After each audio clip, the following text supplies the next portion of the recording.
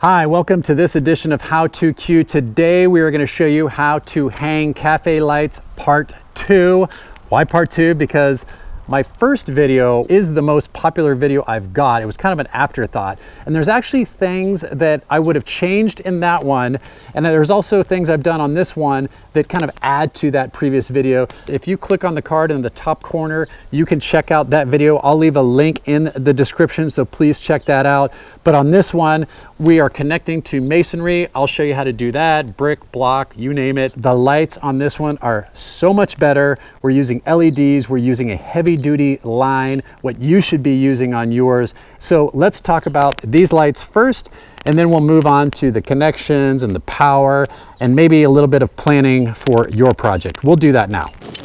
Okay, the biggest improvement in this video over the last one is product. As many of you know, I was not happy with that last product. That's why I have this big, beautiful Amazon box. Exciting day on How To Q. At least I'm excited, you're probably not. The first product I've been given to do a video on, and it's a perfect product.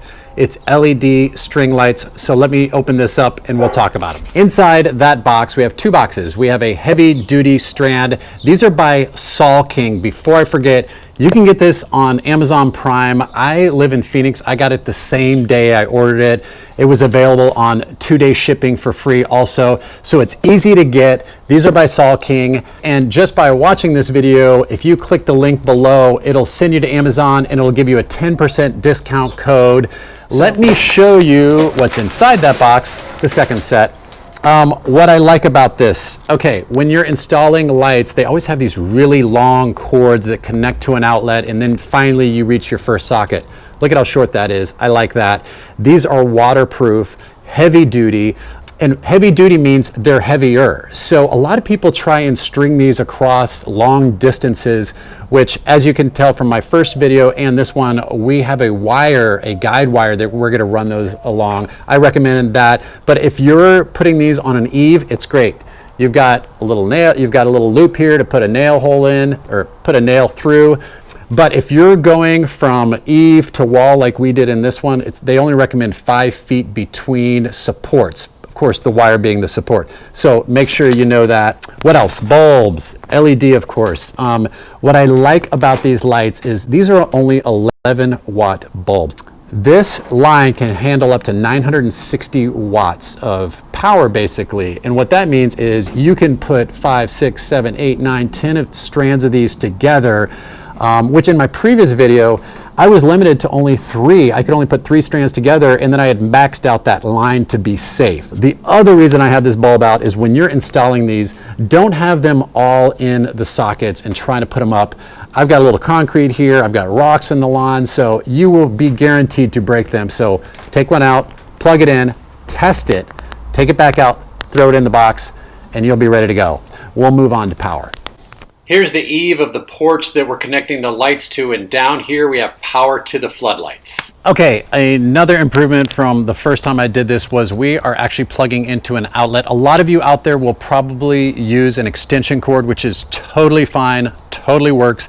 I wanted a more permanent solution for this job. We had a switch from inside that went to that floodlight. So we got power. So all I did was interrupt that power and put an outlet and a switch. So the switch inside operates the cafe lights, and then the switch next to the outlet operates the floodlight. It works well. This is not a how to install an outlet with a switch, but I just wanted to show you the power is much improved. It's that outlet. You've already seen the close-ups. So let's move on to how we install this on a wall. Okay. Keep it rolling. All right, one of the questions I get most often is how to secure something to brick, masonry. This is block with stucco over it. So I'm gonna show you how we attached these cafe lights to a wall for kind of a more permanent solution like we're looking for. I'll do that right now. Real quick, one of the things that most people will not have are concrete drill bits. They're really cheap. You can go to Ace, you can go to Home Depot, you can go to anywhere, you can go to Amazon. I will leave a link for everything I use in this video in the description of the video. I start with a smaller bit, and then I'm gonna work up to a 1/2 inch bit. So one of the things I've got on my drill, it's 3 functions. It's a drill, It's an impact driver and it's a hammer drill. You can use a normal drill, it's just gonna take you longer. So I go to the hammer part and it oscillates in and out to basically make it a lot easier to screw into masonry.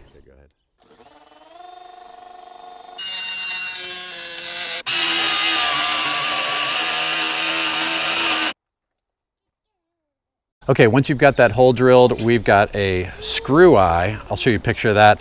And then you've basically got a lag sleeve. And all this does is screw into the sleeve and it expands it, and that's how it's gonna go into the hole. So we've already put the lag shield in there. Now we're putting in the screw eye. Here's a quick tip. I would buy more than one lag shield because that can easily fall back into the cavity of that block. Here's some of the hardware I used on this job, not all of it of course. The third from the right, those turnbuckles really help get tension on the wire. Carabiners are nice to have, and of course the clips on the right are almost a must-have. You could also use ferrules. I had that in my other video, so check that one out. So you should only need 2 wire rope clips at the beginning and end of your run. All the others, you just run the wire through that screw eye. So you should only need 2 of those to complete your job. And while we're talking about connections, I wanted to show how I zip tied the cafe lights to the guide wire. Look for UV rated zip ties, especially in Phoenix. We need those, and I need to trim those actually, now that I'm looking at this. Okay, there's a lot that goes into planning, the type of product you're going to use, what kind of power you're going to use, how you're going to attach it to the eave, to the wall. I hopefully, between my last video and this video, you can figure that one out. It's about 23 feet between the eave and this wall. So we've got 1, 2, 3, 4, 5. That's 115. If we take 4 strands of those lights, how about 3 strands of those lights? We're gonna have plenty and then some. So that's what we did on this job. So you only need 3 strands, but really make sure you plan this out and it'll go a lot smoother. And here is what it looks like at night. Of course I lost the video, but here's a picture. Looks great, really lights up the backyard. Definitely a nice addition to this house. Okay, I hope this video helped you with your project. It just takes a little bit of time, probably a little bit of help. Definitely, this is probably a 2-person job. Use LEDs, definitely use a wire. It'll make your lights look better, they'll last longer. So please again, subscribe, like, comment, I'd really appreciate it. That's it from Phoenix, Arizona. It's warm out, I'm done.